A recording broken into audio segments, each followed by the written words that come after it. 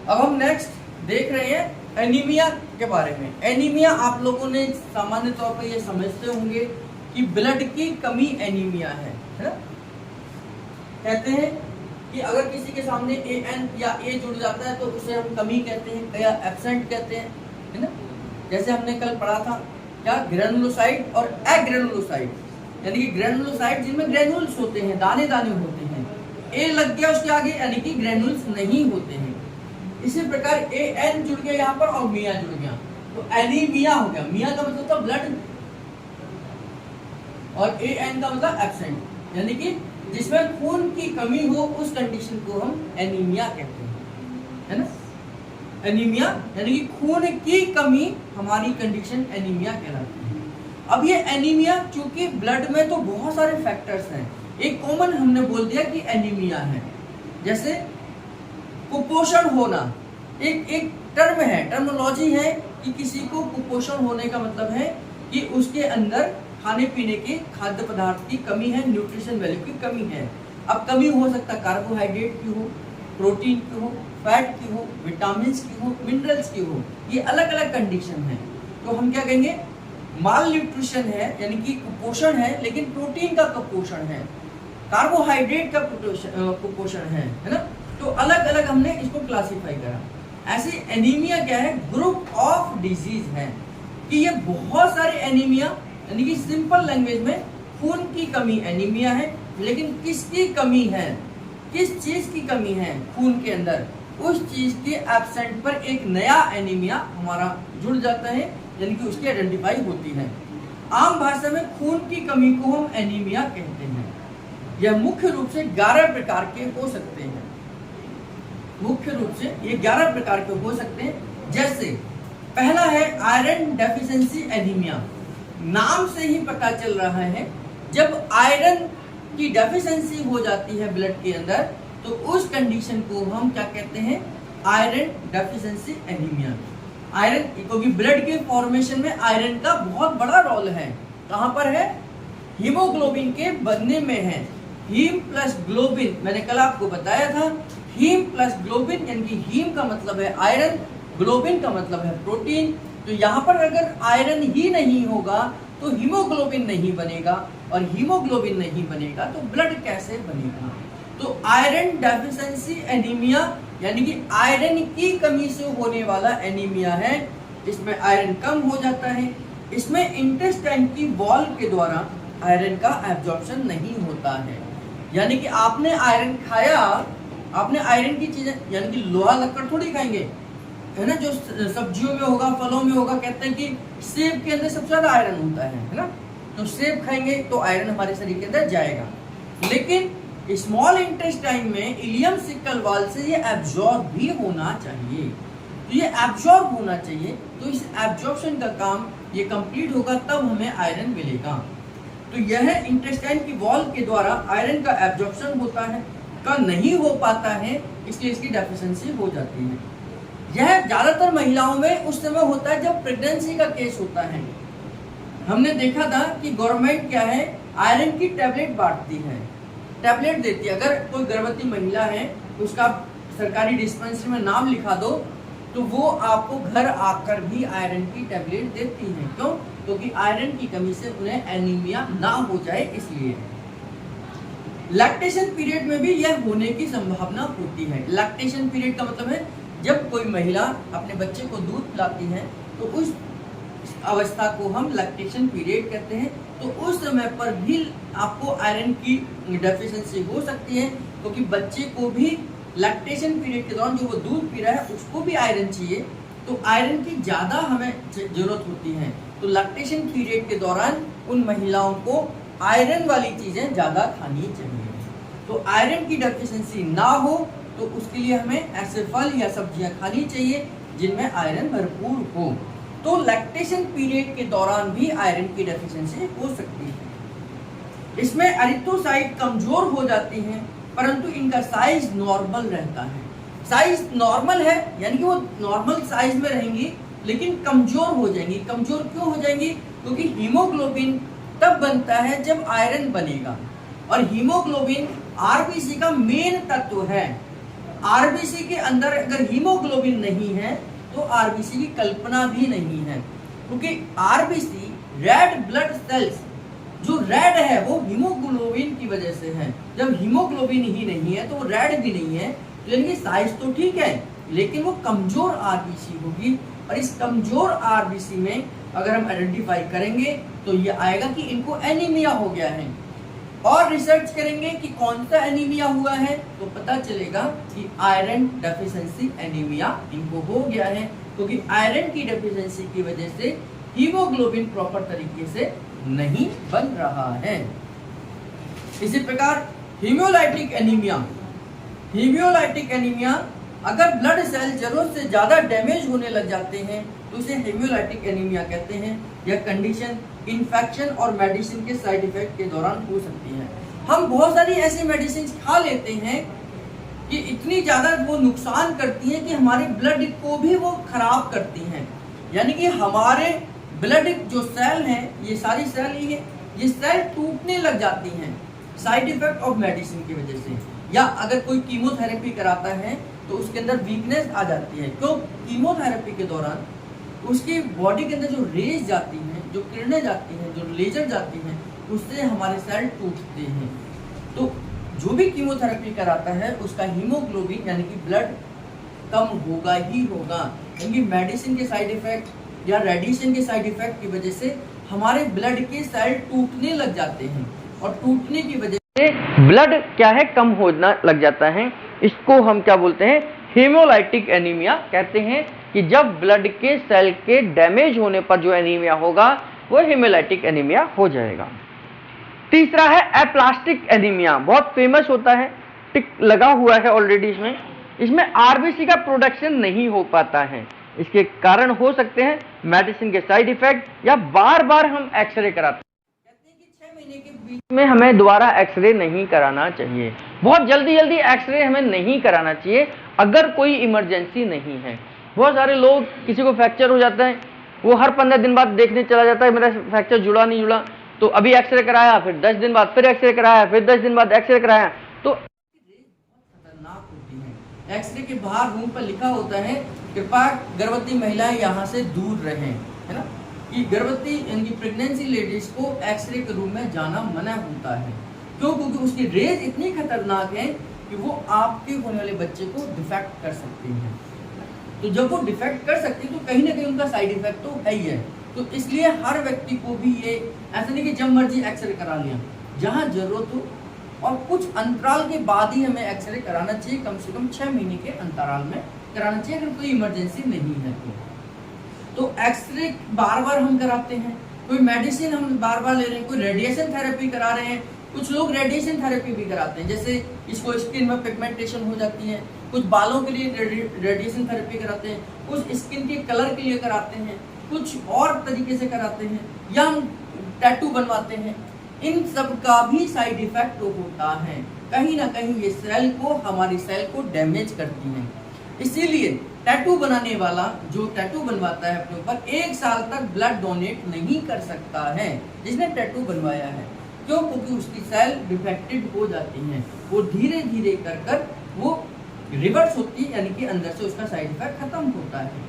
तो इन सब चीजों के कारण से भी आपकी आरबीसी का प्रोडक्शन कम हो जाता है, डिफेक्ट हो जाता है, बनना बंद हो जाती है। इस कंडीशन को हम एप्लास्टिक एनीमिया कहते हैं। एप्लास्टिक एनीमिया का मतलब है कि जब आरबीसी का प्रोडक्शन नहीं हो, जितना चाहिए उतना ना हो। कल हमने देखा था 1 मिलीमीटर क्यूब के अंदर कितनी आरबीसी चाहिए हमें, 40 से 50 लाख आरबीसी चाहिए। 40 से 50 लाख आरबीसी हमारे इतने डॉट के अंदर होती हैं, इतने से डॉट के अंदर 40 से 50 लाख आरबीसी होती हैं। तो यानी कि अगर आरबीसी कम होगी, उसका प्रोडक्शन नहीं होगा, तो एप्लास्टिक एनीमिया हो सकता है। अगला है मेगालोब्लास्टिक एनीमिया। इसमें ब्लड में मेगालोब्लास्ट पाए जाते हैं, यह फॉलिक एसिड की डेफिशिएंसी के कारण से होता है। मेगालोब्लास्ट का मतलब है कुछ अजीब से सेल पाए जाते हैं, इसके अंदर मेगालोब्लास्ट पाए जाते हैं, और ये फॉलिक एसिड की डेफिशिएंसी से होगा। अगर हमारी बॉडी के अंदर फॉलिक एसिड की डेफिशिएंसी लंबे समय तक रहे तो हमें एक प्रकार का एनीमिया हो सकता है। जिसको हम मेगालोब्लास्ट एनीमिया कहते हैं। क्योंकि ब्लड के फॉर्मेशन में हमने देखा था कि फॉलिक एसिड और विटामिन B12 ये दो महत्वपूर्ण विटामिन हैं जो ब्लड के फॉर्मेशन में चाहिए ही चाहिए। यानी कि विटामिन B12 और फॉलिक एसिड हमारे ब्लड के फॉर्मेशन में चाहिए। अगर हम इस घर की कल्पना करें और इसमें हम कहें कि हम सीमेंट नहीं लगाएंगे, बिना सीमेंट के घर बनाएंगे, तो ऐसी कल्पना हो सकती है? बिना सीमेंट के तो घर बनेगा ही नहीं, और बनेगा भी तो आप ईंटों को तो रख देंगे लेकिन वो मजबूत नहीं बनेगा, कहीं ना कहीं कमी आ जाएगी। तो जब घर बनने के लिए हर उस तत्व की जरूरत है जो उसको बनाता है, ऐसे ही ब्लड फॉर्मेशन में भी हमारा विटामिन C भी जरूरी है, फॉलिक एसिड भी जरूरी है, विटामिन B12 भी जरूरी है ना, आयरन भी जरूरी है, प्रोटीन भी जरूरी है, तब जाकर ब्लड फॉर्मेशन होता है। अगर किसी एक भी चीज की कमी हो जाए तो ब्लड उस नॉर्मल रेंज में नहीं बनेगा और नॉर्मल साइज में नहीं बनेगा। तो इसी प्रकार इसमें से फॉलिक एसिड की डेफिशिएंसी होने पर मेगालोब्लास्टिक एनीमिया हो जाता है, जो कि स्पेशली इसमें क्या होता है, इसके अंदर मेगालो मिलते हैं, कुछ अलग से कुछ सेल्स बन जाते हैं, कुछ प्रोडक्ट बन जाते हैं, और उसकी वजह से इसको हम मेगालोब्लास्टिक एनीमिया कहते हैं। फॉलिक एसिड की डेफिशिएंसी से बहुत सारी बीमारियां आपने लास्ट में पढ़ी भी हुई है, जैसे होल इन हार्ट जो है वो भी उसके फॉलिक एसिड की डेफिशिएंसी से होता है। लगभग 10-12 बीमारियां आपको फॉलिक एसिड की डेफिशिएंसी से कमी से होने वाली बताई थी, जिसमें मेनिंजोमाइलोसिल है, मेगालोब्लास्टिक एनीमिया है, होल इन हार्ट है ना, और क्या है, स्पाइना बाइफिडा है,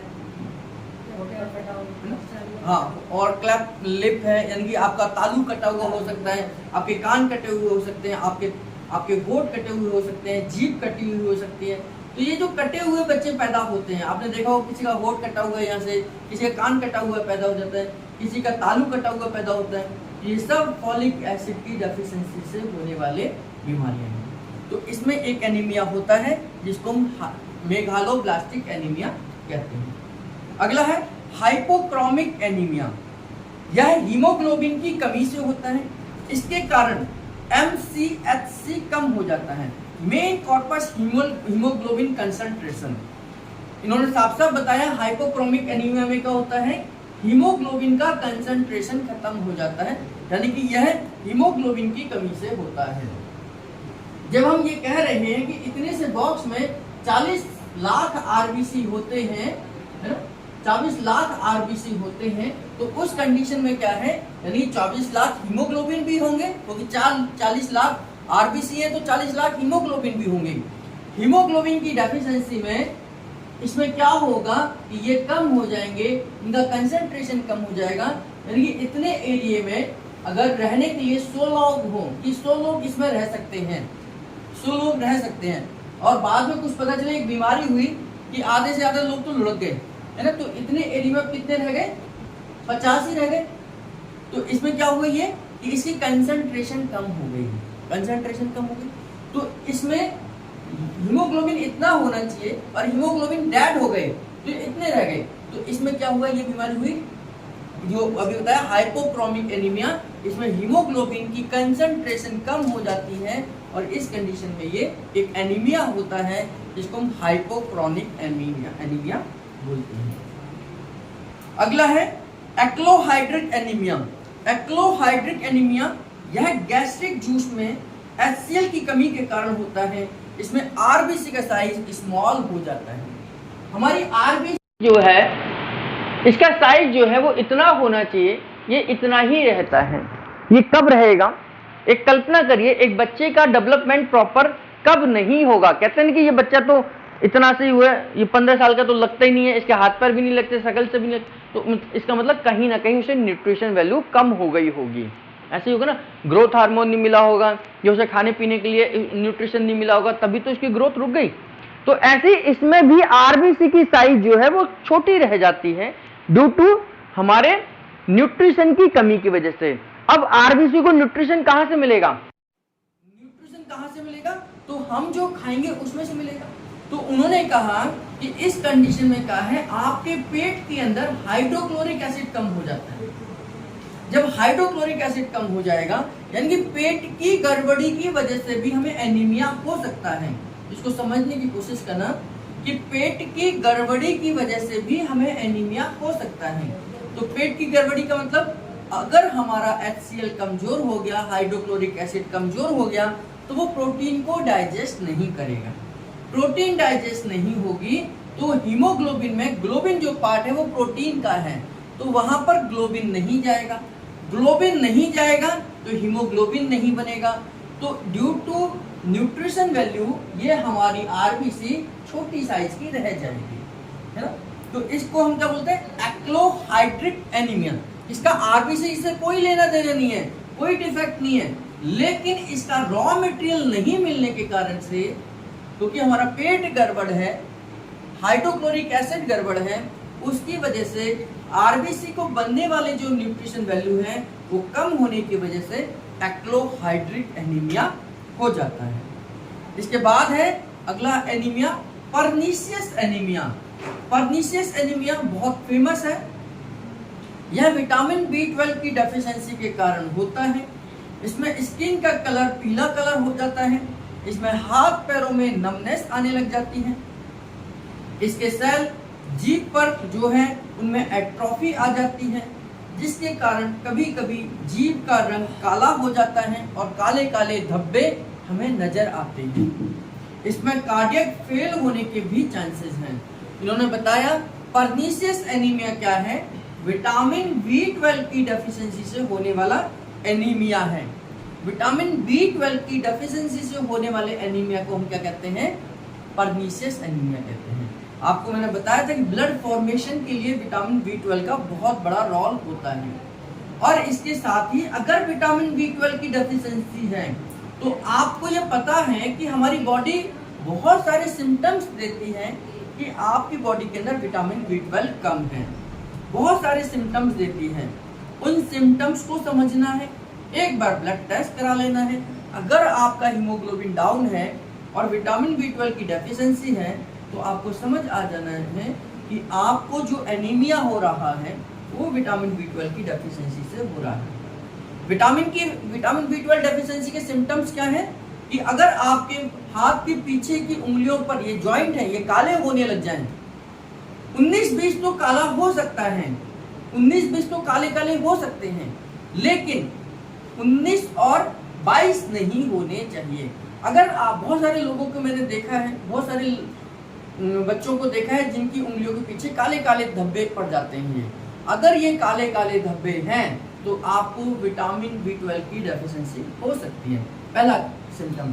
दूसरा, अगर आपकी जीभ के ऊपर काले काले धब्बे हैं, आपकी जीभ के ऊपर भी काले काले धब्बे हैं, तो भी विटामिन B12 की डेफिशिएंसी है।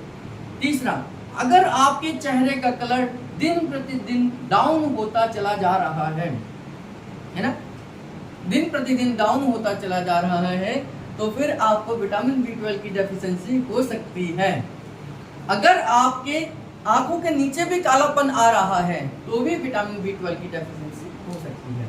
तो विटामिन B12 की डेफिशिएंसी के साथ साथ आपको इस सिम्टम्स के तौर पर आपके हाथ पैरों नम हो सकते हैं, सुन्न हो सकते हैं, हाथों में झंझनाहट हो सकती है, पैरों में झंझनाहट हो सकती है।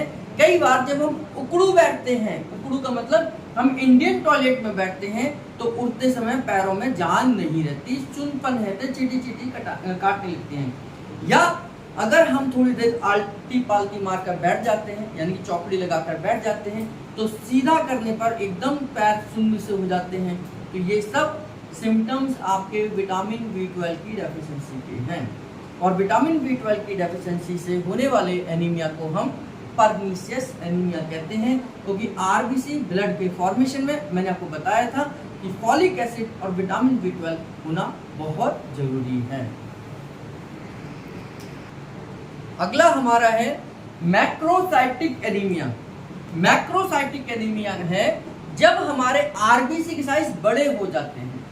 बड़े हो जाते हैं मतलब कोई आदमी अगर जरूरत से ज्यादा ही लंबा हो जाए, 7 फीट का हो जाए, तो हम उसे, तो भी उसे दिखने में अच्छा नहीं लगेगा। क्यों? क्योंकि सबसे अलग हटके लगेगा। तो जो आरबीसी का साइज नॉर्मल इतना होना चाहिए, ये नॉर्मल साइज इतना हो जाएगा तो भी दिक्कत होगी। और दिक्कत क्या होगी कि अब इसको चलने के लिए ज़्यादा स्पेस की जरूरत होगी। जबकि भगवान ने सारी चीजें एक फिक्स बनाई हैं। आपकी आर्टरीज, आपकी वेन्स का साइज तो एक ही है। तो आरबीसी अगर बड़ी हो जाएंगी तो आपके ब्लड फॉर्मेशन, ब्लड सर्कुलेशन में दिक्कत आ जाएगी। तो इसमें क्या होता है, मैक्रोसाइटिक एनीमिया में क्या होगा कि आपके आरबीसी का साइज बड़ा हो जाता है, वो एबनॉर्मल बनती है और उसकी वजह से आपके ब्लड सर्कुलेशन में दिक्कत आती है और उसकी वजह से आपके हर पार्ट को प्रॉपर तरीके से सर्कुलेशन नहीं मिल पाता है।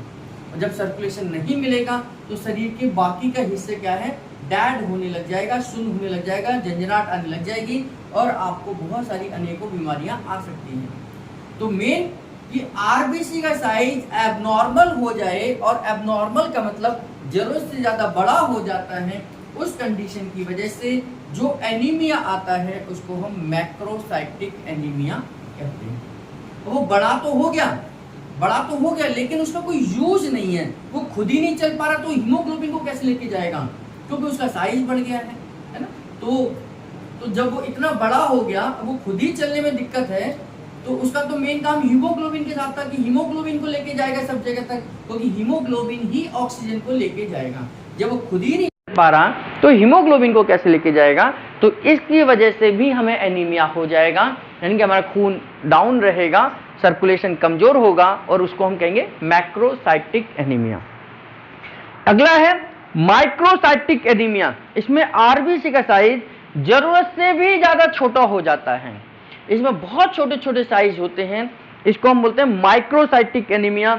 यह फॉलिक एसिड की डेफिशिएंसी से हो सकता है, ये फॉलिक एसिड की डेफिशिएंसी से दिक्कत आ सकती है और इसमें आपका क्या होगा कि हीमोग्लोबिन का साइज जरूरत से भी ज़्यादा छोटा हो जाता है। हमें नॉर्मल इतना छोटा चाहिए, ये छोटा और ज़्यादा छोटा हो गया, तो इसकी वजह आपकी जो न्यूट्रिशन वैल्यू है, जिसको लेकर आगे बढ़ना है, वह भी आगे मूवमेंट नहीं करता, इनकी ताकत कम हो जाती है, फोर्स कम हो जाता है, इनके काम करने की एफिशिएंसी कमजोर हो जाती है, जिसकी वजह से हमें एनीमिया हो सकता है। और इस एनीमिया को हम कहते हैं माइक्रोसाइटिक एनीमिया। माइक्रो का मतलब छोटा है ना, माइक्रो है ना, तो माइक्रोसाइटिक एनीमिया इसका मतलब कि आरबीसी का साइज जब जरूरत से भी ज्यादा छोटा हो जाए, तो उस कंडीशन की वजह से जो एनीमिया होगा उसको हम माइक्रोसाइटिक एनीमिया कहते हैं। एक और एनीमिया होता है जिसमें सिकल सेल एनीमिया है। सिकल सेल एनीमिया ये बहुत फेमस एनीमिया है। इसमें मैक्सिमम आरबीसी का साइज अर्धचंद्राकार हो जाता है, हाफ मून शेप होता है और यह जेनेटिकली डिसऑर्डर है। इसमें ग्लोबिन के जीन्स में एबनॉर्मलिटी आ जाती है। हमारा हीमोग्लोबिन का हमने पढ़ा था, आरबीसी कैसे होती है, हमारी डिस्क शेप में होती है। हमारी आरबीसी सिकल सेल एनीमिया में ऐसी बनने लग जाती है। सिकल सेल एनीमिया में आरबीसी ऐसे दिखाई देती है। ये क्या है, अर्धचंद्राकार हो गई, हाफ मून शेप, ऐसी आरबीसी बनने लग जाती है, जबकि नॉर्मल हमारी आरबीसी कैसे नीचे, ऐसे नीचे है। तो इसको हम कहते हैं सिकल सेल एनीमिया। ये डिफॉर्मिटी है। डिफॉर्मिटी का मतलब है कि जहां से आरबीसी बननी थी, जहां से आरबीसी बननी है, आरबीसी तो बन रही है लेकिन ये डिफेक्टेड बन रही है, डिफेक्टेड बन रही है। अब जूता तो हमारा पहनना ही था, हमें ये जूता बनना ही था, लेकिन पता चला कि आधा पीछे का हिस्सा खुला रह गया, तो जूता भी हमारे किस काम का है ना। तो जब वो डिफेक्टेड पीस बनेंगे, आधा अधूरा बनेगा, तो हमारे किसी काम का नहीं। ऐसे ही आरबीसी भी जब डिफेक्टेड बनती है तो उसको हम बोलते हैं सिकल सेल एनीमिया। इसमें आरबीसी जो पूरी दिखनी चाहिए थी, गोल होनी चाहिए थी, वो आधी अधूरी बनकर बाहर निकल जाती हैं, आधी अधूरी बनकर बाहर निकल जाती हैं और इसकी वजह से ये नॉर्मल ब्लड नहीं होगा और इस वजह से इन पेशेंट्स को ब्लड चढ़ाने की जरूरत पड़ती है। ये पेशेंट को जरूरत, बिना ब्लड के ये जिंदा नहीं रह सकते हैं। तो हर हफ्ते, हर 3 दिन में हो सकता है कि इनको ब्लड चढ़ाने की जरूरत पड़े, तो इसको बोलते हैं हम सिकल सेल एनीमिया। ऐसे लोग बहुत ज़्यादा जीवित रहते भी नहीं है, तो कभी ना कभी तो आप कहीं ना कहीं तो वो जो ब्लड की ज़रूरत है उसकी चैन टूटती है और ये लोग डेंजर जोन में चले जाते हैं। तो सिकल सेल एनीमिया ये जेनेटिकली डिसऑर्डर है। जैसे हमारा thalassaemia, major thalassaemia genetic disorder था, ये भी एक जेनेटिकली डिसऑर्डर है। उसमें हीमोग्लोबिन हमारा ब्लड बनता ही नहीं है, इसमें बन तो रहा है लेकिन डिफेक्टेड बन रहा है, तो इसको हम जेनेटिकल डिसऑर्डर कहते हैं। सिकल सेल एनीमिया के नाम से ये जाना जाता है। लास्ट है हमारा सेप्टिक एनीमिया। सेप्टिक एनीमिया नाम से ही हमें पता चल रहा है, सेप्टिक एंटीसेप्टिक क्रीम बोरोनिल तो आपने ऐड सुना ही होगा, है ना। एंटीसेप्टिक यानी कि सेप्टिक यानी कि सेप्टिक का मतलब इन्फेक्शन, इन्फेक्शन को रोकने के लिए एंटीसेप्टिक होता है। तो ये सेप्टिक एनीमिया क्या है, जब ब्लड के अंदर इतना ज्यादा इन्फेक्शन हो जाता है, ब्लड के खुद के अंदर इतना ज्यादा इन्फेक्शन हो जाता है, तो उस कंडीशन में हमारे जो ब्लड है, कहते हैं खून का पानी बन रहा है, इसका बहुत बार सुना होगा, कई लोग कहते हैं उसका खून तो बन रहा है लेकिन खून का पानी बन रहा है। तो उस बीमारी में हमारे आरबीसी टूटने लग जाते हैं, डब्ल्यूबीसी टूटने लग जाते हैं उस इन्फेक्शन की वजह से।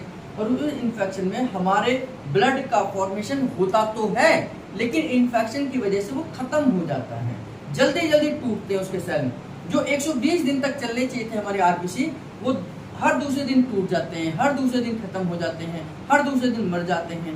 तो इसको हम बोलते हैं सेप्टिक एनीमिया, यानी कि इन्फेक्शन की वजह से हमारे ब्लड का फॉर्मेशन गड़बड़ हो जाना और ब्लड की जो टाइम पीरियड है वो खत्म हो जाना, उसको हम सेप्टिक एनीमिया कहते हैं।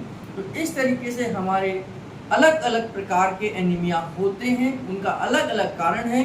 सबसे पहले डॉक्टर ये चेक करता है सीबीसी में कि आपका हीमोग्लोबिन कितना है। अगर आपका हीमोग्लोबिन 9 है, 8 है, तो उस कंडीशन में, और वो लगातार आप जब भी चेक कराते हैं तभी 9, 8 या 9 रहता है, तो इसका मतलब आपका हीमोग्लोबिन डाउन है। अब हीमोग्लोबिन डाउन है तो वो आपको डिक्लेयर करेगा कि आप एनीमिया के पेशेंट हैं, एनीमिया के पेशेंट हैं। आप उस पर बात करेंगे कि मुझे ये चेक करना है कि मुझे कौन सा एनीमिया है, तब जाकर और रिसर्च होगी आपके ब्लड पर कि आपके जो आरबीसी कम बन रहे हैं या हीमोग्लोबिन कम है या ब्लड कम है, उसके पीछे का कारण क्या है। तो फिर और एडवांस डायग्नोज में पता चलेगा कि पेशेंट को इन 11 एनीमिया में से कौन सा एनीमिया है, ताकि हम उस पर काम कर सकें और उसका रूट कॉज समझ सकें। तो ऐसे अलग अलग प्रकार के एनीमिया हो सकते हैं। टोटल मिलाकर हमने 11 प्रकार के एनीमिया और उनके टाइप, उनके कॉज, उनके सिम्टम्स क्या है ये देखें।